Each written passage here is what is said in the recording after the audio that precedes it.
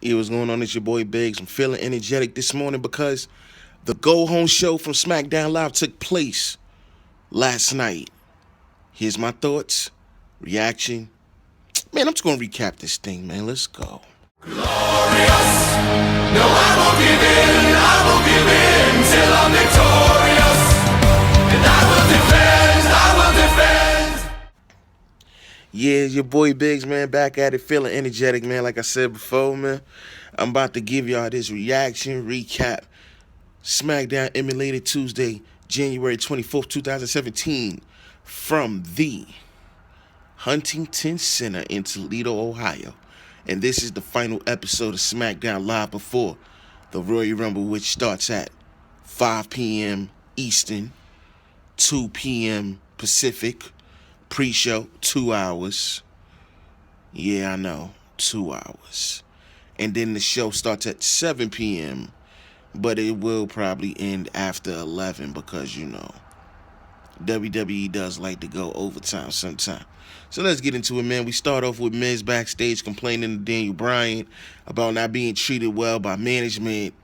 So DB sets up a lumberjack match between Dean and The Miz for the IC title. This is The Miz's actual rematch clause going into effect. I wasn't mad at that. The last lumberjack match that I remember being really up to par was Dean Ambrose versus Seth Rollins. I think it was at SummerSlam a couple of years ago.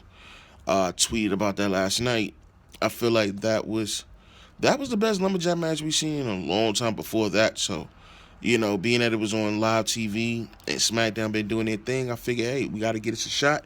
The first match of the evening was Randy Orton versus Luke Harper. Yeah, that was my PS4. I put my notes down before I talk my talk. Randy Orton defeated Luke Harper. What they did was they recapped the story beforehand, and in all honesty, this was a good match. Highlights include Randy Orton with that draping DDT from the middle rope, which I would call one of the best DDTs in the WWE, period. Point blank in the story. Randy and Luke take it outside. Randy gives him that backdrop on the barricade and, backdrop on the announce table. Like, Randy is a vet. He's one of the best to ever do it. People could front on Orton, but he was the golden boy before there was ever thought of to be a golden boy situation. Randy was going for the RKO a couple times and couldn't pull it off. There was one spot where he went for an RKO and Luke hit him with the super kick. Luke Harper is so underrated, bro. I swear to God, he's so underrated. The end of the match came when Randy ducked the discus lariat from Harper and hit the RKO for the win. But that wasn't the end of the story, because after the match, Bray helped up Randy, shook his hand and all that, showed him love. He helped up Harper, gave him the kiss of death and hit him with the Sister Abigail. And then the question became, is he still a part of the Wyatts? I love how this story is developing, and yes, this will continue Sunday night.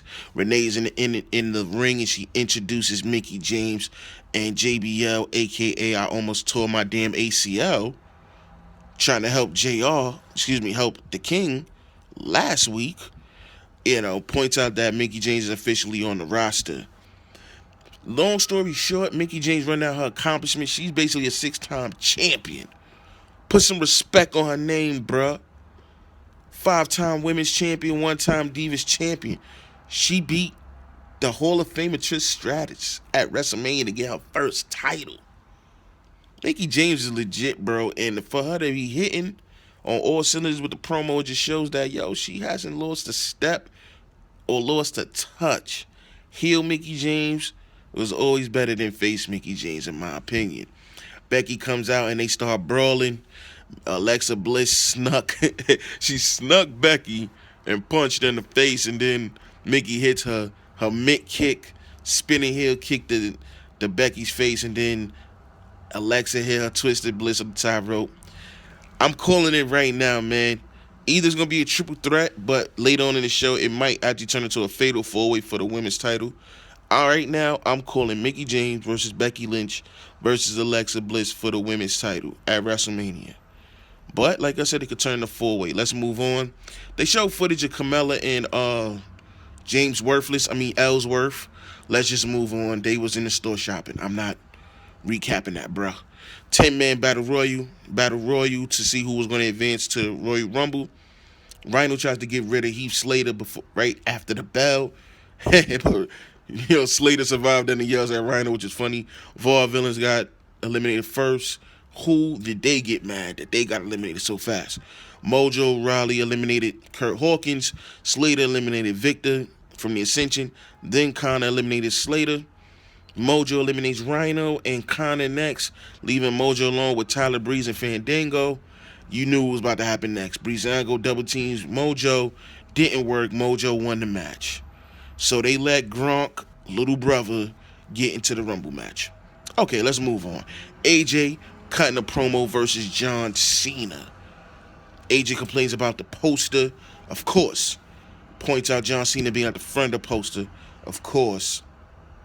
But they got the champ in the back row. Are you bugging, bro? The best wrestler on the planet is AJ Styles, bruh. And he definitely shouldn't get more respect on his name, man. Him and Cena go back and forth. I love the promo intensity. I'm still going for AJ to win on Sunday, but the odds-on favorite is John Cena because we know Cena buries everybody, bro, at the right time, supposedly. Let's move on. Dolph Ziggler versus Kalisto. This was a squash match. Kalisto went for a springboard move and got caught with a super kick. Match was over. Apollo Crews came out of nowhere and clotheslined Ziggler after the match because Ziggler was going to get a chair and beat the hell out of Kalisto. And he basically chased Ziggler to the back. We move on. Naomi, who made her return after like 3 months, she was supposed to take on Natalya. Now, let's give a little quick backstory on that joint right there. Nikki Bella, when she was coming to the arena earlier in the day, she did a little quick interview and Natalya beat her ass in the parking lot. So we fast forward and Nikki Bella gets revenge and beats up Natalya backstage. I don't care what nobody say, man. I'm so into this rivalry with Natty and Nikki Bella, bruh. I feel like SmackDown is utilizing all the women. You got Carmella with Ellsworth, which means she's going to be on TV. You got the champ and Mickie James and Becky Lynch all together. Then you got Naomi, Natalya, and Nikki. And they're all on TV every Tuesday night, bro. Naomi obviously won the match because it was a no contest. She issued open challenge and Alexa Bliss came out. She cut a promo and decided that she's not giving her a match and heads backstage. They will fight after the Rumble. I say in the next week or two they will have a match. And she might be thrown into the women's match, which could create a fatal four-way for the title, which I'm not mad at, bro. Let's get to the main event. Dean versus The Miz, and Dean won. This is a Lumberjack match for the IC title. The Lumberjacks got some shots in on both men early. The Hilljacks pull Ambrose outside. When he goes for lunatic lariat, Miz hits a DDT back in the ring. I love the interaction with these dudes, man. I feel like SmackDown is the land of opportunity, and they give you a chance to shine. And the fact that the IC title was the focus of this particular episode shows which the direction they're going, which is in a great direction. At the end of the, like I said, Dean won. It was a situation where Maurice got involved, grabbed Dean's leg when he's trying to get back in the ring, which caused a distraction. Miz hit a sweet move and got a big 2 count. The Miz rolls up Ambrose, but Ambrose gets up in his dirty deeds for the win. My overall assessment of the show is that it was another good show. They put on solid presentations. On a scale of 1 to 10, I give this show a 8.3. I feel like nothing in this world is perfect. So SmackDown is never going to have the perfect show, but I feel like they have the perfect direction of saying that we are going to do everything the opposite of the Monday show, and we just going to do us. And I salute them for that. It's your boy Biggz, man. I hit 9 minutes. I'm cool. I feel real energetic this morning, man, so I had to give y'all this recap while I was feeling the way I was feeling. Like, comment, subscribe. You know what it is, man. It's your boy Biggz. We'll be back with that NXT/205 live review. We are going to do predictions this weekend. We're still trying to figure out who's going to do what, whatever. But it's the smarts, man. It's your boy Biggz. Mount this thing, man. Bang. Make sure to follow us on Twitter at InternetSmarks1 for all news, rumors, and updates for everything WWE, as well as live tweets for all WWE programming.